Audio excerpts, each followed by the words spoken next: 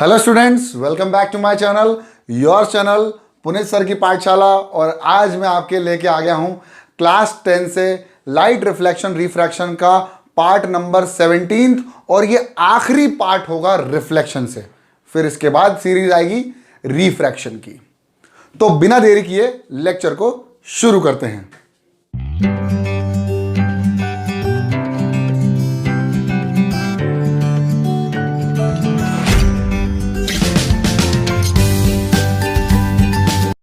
तो अब तक यार भाई मैं 16th पार्ट तक मैं पहुंच चुका हूं और आई होप आप सभी लोगों ने 16 पार्ट देख लिए होंगे। मेरा लेटेस्ट पार्ट आने वाला है 17 और इसके लिए आपको 17 तक मतलब 16 तक आपको पूरे पार्ट्स देखने।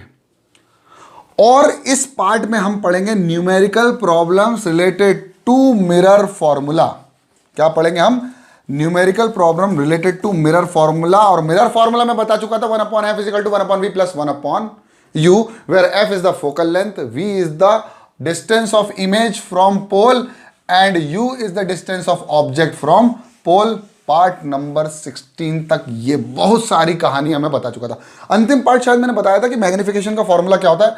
मैग्निफिकेशन का फॉर्मूला होता है -v/u या h' या h' - -v/u विथ साइन लिखना है यहां पर हमें। और साइन कन्वेंशन इसके पहले वाले पार्ट में मतलब सारा देख के आना पड़ेगा दोस्तों।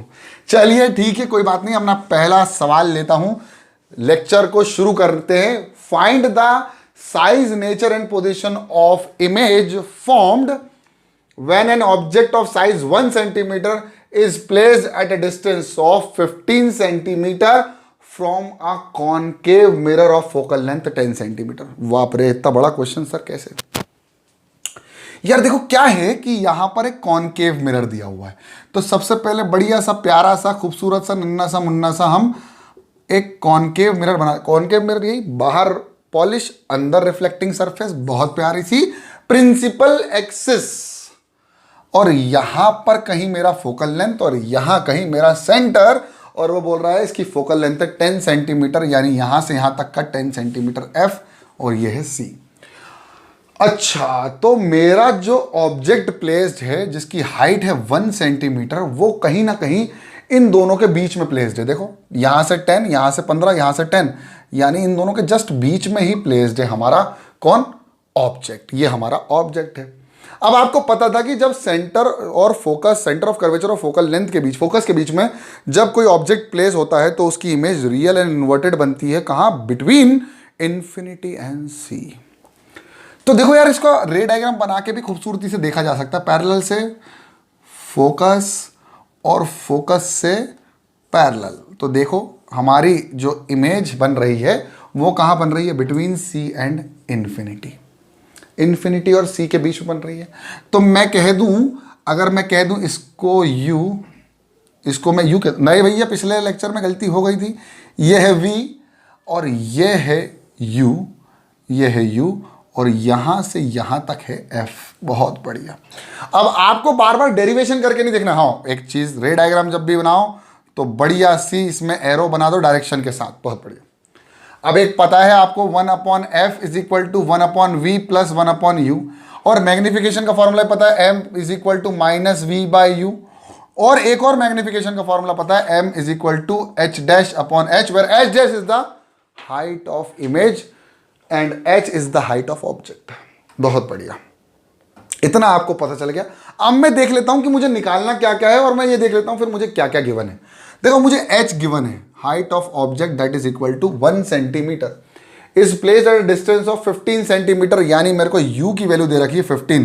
अच्छा एक बात पूछूं, प्लस का 15 या माइनस का 15? साइन कन्वेंशन याद करो कि the direction of the incident ray will be always taken as positive. इसके अपोजिट डायरेक्शन में अगर पोल से मैं आया तो मुझे क्या करना पड़ेगा? उसको नेगेटिव लेना पड़ेगा, यानी u की वैल्यू हमने बताया अभी था कि ऑलवेज नेगेटिव। बहुत बढ़िया। From a concave mirror of focal length 10 centimetre और f दिया हुआ है 10 सेंटीमीटर। अभी भी मैं बात वही करूंगा कि प्लस का 10 या माइनस का 10। मैंने आपको बता चुका हूं कि कॉनकेव मिरर की ऑलवेज फोकल लेंथ जो होती है वो नेगेटिव में आती है, इसलिए हम लिख देंगे यहां पर 10 सेंटीमीटर। देखो आप, और दिख भी रहा है कि ये डायरेक्शन पॉजिटिव है और ये डायरेक्शन नेगेटिव है। पोल से हमेशा लेंथ नापेंगे, ये हमने बता चुका है। अब आपको फाइंड आउट करना है साइज, तो सबसे पहले साइज की बात कर लेंगे, फिर हम बात कर लेंगे नेचर एंड पोजीशन। तो नेचर निकाल लेंगे, रियल एंड इन्वर्टेड आपको पता चल रहा है कि ये रियल इन्वर्टेड बनाएगा। पोजीशन बता देंगे, मतलब वी की वैल्यू निकाल लेंगे। तो हम सबसे पहले वी की वैल्यू निकालेंगे पोजीशन। ए भैया पॉजिटिव नहीं, पोजीशन, ठीक है। तो पोजीशन निकालने के लिए हमें क्या करना पड़ेगा, बस मिरर फॉर्मूला लगा दो, 1/f is equal to 1/v plus 1/u with sign 1/v, 1/v minus 1/10 is equal to 1/f is equal to 1 minus 1/10 is equal to 1/v plus minus 1/15, minus 1/15 centimetre में ही आएगा आंसर, कोई दिक्कत वाली बात नहीं है। प्लस माइनस माइनस, इसको और आगे सॉल्व कर लेता हूं, minus 1/10 is equal to 1/v minus 1/15, इधर गया तो पॉजिटिव, बहुत बढ़िया। 1/15 minus of 1/10 is equal to 1/v, बहुत बढ़िया। अब इसका एलसीएम कितना आएगा, 150। अरे भैया गए वो जमाने जब इन दोनों को मल्टीप्लाई करके क्रॉस इंटू करते थे, एलसीएम निकालना सीख लो। एलसीएम आएगा 30, इसको डिवाइड किया इससे 2 बचा, प्लस का माइनस रखा, 10 divide 3 is equal to 1/v। तो v अप 1/v की वैल्यू हो जाएगी minus 1/30, where v will be equal to minus 30 centimetre. Minus sign is showing that pole से अपोजिट डायरेक्शन, किसके, इंसिडेंट रे के अपोजिट डायरेक्शन में पोल से इस साइड आना है, मतलब 30 सेंटीमीटर मुझे इस साइड आना है। मतलब मेरा ये 10, मेरा ये कितना, ये 10 20, इधर से और 10 ले लो 30 फ्रॉम पोल, 30 सेंटीमीटर फ्रॉम, हाँ दिख नहीं रहा है, अबे डरो मत, डायग्राम में नहीं दिख रहा है, लेकिन अगर नाप मूप के बनाएंगे तो वहीं 30 पे बनेगा, डरना नहीं है। ओके, अब क्या करना है, फाइंड द साइज। नेचर पता चल जाएगा भाई, ये नेचर हमें कैसे पता चलेगा भाई, रियल इन्वर्टेड है यार, बता देते हैं नेचर। चलो m की वैल्यू निकाल लेते हैं। तो m की वैल्यू निकालने के लिए हम u और v की वैल्यू रख देते हैं। तो m is equal to minus का, अब v की वैल्यू कैसी है, माइनस v बाई यू ना, माइनस 30 अपॉन u की वैल्यू माइनस 15, हाँ sir minus 15, minus minus plus और ऊपर क्या minus, m is equal to minus 15, 30 divided by 15 that is equal to -2, यानी m की वैल्यू मैग्नीफाइन होकर कितनी हो गई 2, लेकिन real and inverted. Minus sign is showing that the image which is formed from the object from concave mirror is real and inverted and enlarge. देखो दिख रही है बड़ी, एनलार्ज हो गई क्योंकि मैग्निफिकेशन की वैल्यू कितनी हो गई 2।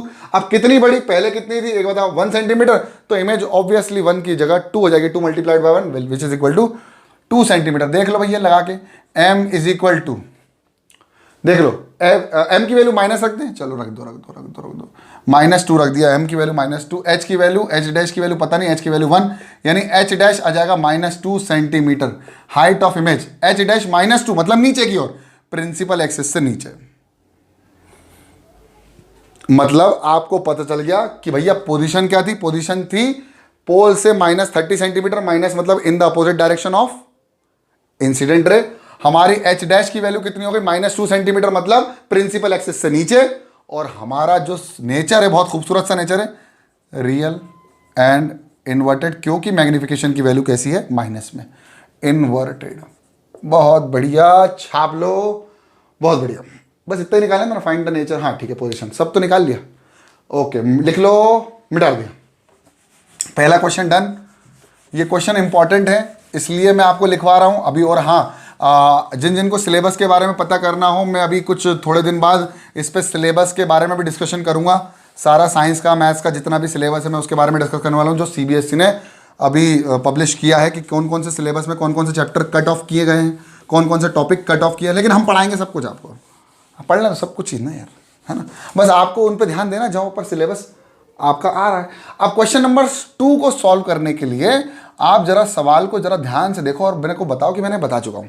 देखो कैसे, अरे सर क्या हो रहा है, गिर रहा है। ओके कोई बात नहीं। The magnification produce by a plane mirror is +1, what does it mean. अगर m की वैल्यू +1 है, इसका सिंपल सा मतलब क्या है वो पूछ रहा है। तो भैया +1 का मतलब होता है कि वर्चुअल एंड इरेक्ट इमेज बनेगी, वर्चुअल और इरेक्ट इमेज बनेगी। और मैग्नीफाइंग मतलब 1, मतलब ratio of the height of the image to the height of the object is equal to 1, यानी दोनों का रेशियो बराबर है। यानी size of object is equal to size of image. बहुत बढ़िया सर, समझ में आ गया, एक number. Size of object is equal to size of image, ये हमें समझ में आ गया। मतलब इतना ही तो बता पा रहा है, ये m is equal to +1 is means that the image formed in plane mirror is always virtual and indirect, और वर्चुअल और डायरेक्ट के साथ साथ उसका साइज भी बराबर होगा ऑब्जेक्ट के साइज के। किसका? इमेज का। कौन सी इमेज? जो भी वर्चुअल और डायरेक्ट इमेज बन रही है, किसमें? प्लेन मिरर में। प्लेन मिरर बताया है स्टार्टिंग में, बहुत सारे पार्ट नंबर 1 2 3 4 5 6 7 8 9 10 ठीक है, ओके। क्वेश्चन नंबर 3, ये रिफ्लेक्शन का पार्ट अब खत्म हो जाएगा। इसके बाद हम बात करेंगे, इसके बाद हम करेंगे refraction of light. Refraction of light के पार्ट्स लेके आएंगे, उसकी भी बढ़िया सी सीरीज लेके आ रहा हूं, पूरी प्लेलिस्ट अलग बन रही है, बिल्कुल ध्यान से देखना।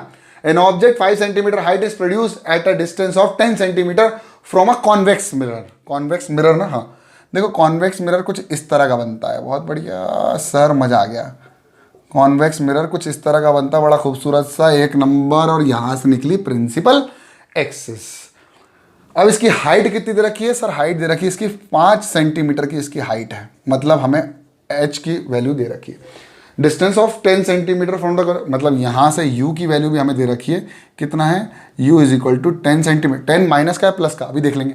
यहाँ से इंसिडेंट रह जाएगी, यानी ये पॉजिटिव हो गया, और पोल से इधर आ रहा हूँ मतलब नेगेटिव, यानी u की वैल्यू -10। भाई साइन कन्वेंशन याद करके आना, -10 सेंटीमीटर, ठीक है। From a concave mirror whose radius of curvature is 30 centimetre. अब देखो बड़ा मजा आएगा, यहाँ से यहाँ तक इसका 30 दिया हुआ है, प्लस का, वो भी क्योंकि इस डायरेक्शन में। और फोकल लेंथ कितनी हो जाएगी? फोकल लेंथ आधी हो जाती है इसकी। मैंने बताया आपके कोर्स में फोकल लेंथ रेडियस का जस्ट हाफ होता है, दैट इज इक्वल टू 15, वो भी प्लस का। अब क्या, find the nature and the position of image. भाई एक बात बताओ, कॉन्वेक्स मिरर में मैंने आपको बताया था रेयर व्यू मिरर होता है, तो हमेशा जो इमेज बनती है वो वर्चुअल और इरेक्ट बनती है और छोटी बनती है। बस खत्म हो गया सवाल, यही दिमाग में कंसेप्ट बना लो। तो आपका मिरर फॉर्मूला होता है 1/f is equal to 1/v plus 1/u। 1/f 1/f हो गया 15 इज इक्वल टू 1/v, पता नहीं, निकालना है u की वैल्यू माइनस में कितना, 1/10, माइनस प्लस माइनस पहले लिख दिया, 10 इधर गया प्लस का, 1/15 plus 1/10 is equal to 1/v। बहुत बढ़िया। एलसीएम अभी भी 30 आएगा, 30 को डिवाइड किया 2, 10 से डिवाइड किया 3 इज इक्वल टू 1/v। कितना हो गया भाई? 3 + 2 5, 5/30 is equal to 1/v, v is equal to 6। बोलो हाँ या ना? 5 1 5 6 30, तो v की वैल्यू 6 सेंटीमीटर। देख लो अभी भी 15 के बीच में कहीं ना कहीं आ रही है, तो 15 के बीच में कितना आ रही है? 6 आ रही है। p और f के बीच में आ रही है, मैंने बताया भी था आपको। बहुत बढ़िया। अब मुझे क्या निकालना है भाई? मुझे निकालना है what is the height of the object. बस अब कुछ नहीं करना। m इज इक्वल टू कितना पता है? -v/u, और h' होता है m is equal to -v/u। कुछ मत करो, h' की वैल्यू तो निकालनी है, h की वैल्यू, u की वैल्यू, v की वैल्यू विद साइन रख दो। तो h' is equal to, h की वैल्यू बोलो जल्दी, 5, बहुत बढ़िया, माइनस v की वैल्यू 6 डिवाइडेड बाय u की वैल्यू 10, वो भी माइनस का। कुछ मत करो, माइनस से माइनस उड़ा दो। 5 1 5, 5 2 10, 2 1 2, 2 3 6, h' is equal to 3 centimetre. मैंने बताया भी था कि कॉन्वेक्स मिरर के अंदर जो इमेज बनती है उस इमेज का साइज छोटा हो जाता है, डिमिनिश हो जाता है, और हमें बड़ी बॉडी छोटी दिखती है। क्यों? क्योंकि हमें बड़ा व्यू एंगल चाहिए, हमारा व्यू एंगल बढ़ जाता है कॉन्वेक्स में, क्योंकि इसी वजह से हम इसका इस्तेमाल रेयर व्यू मिरर में इस्तेमाल करते हैं व्हीकल्स में। तो बहुत इजी सवाल आएंगे, ऐसे ही सवाल आएंगे, आपको ज़्यादा कंसेप्ट नहीं भूल जाएंगे। और अगर और क्वेश्चंस पूछने हो तो आप डायरेक्टली डीएम कर सकते हो। पुनीत सर की पाठशाला लाइव क्लासेस में आना चाहते हो तो डीएम कर सकते हो पुनीत सर की पाठशाला, और जितने भी डाउट्स हैं आपके सारे क्लियर करूंगा मैं। आई होप आपको ये 3 क्वेश्चन का मेरा जो अरेंजमेंट है वो समझ में आया होगा, पसंद आएगा। पसंद आया तो लाइक करने का, और चैनल में नए हो तो सब्सक्राइब कर लो, पुराने हो तो मत करना सब्सक्राइब बार बार ठीक है, लाल वाला बटन दिख रहा हो तो बिल्कुल उसको हक से दबा दो। और तब तक के लिए पढ़ते रहो, बढ़ते रहो। जय हिंद।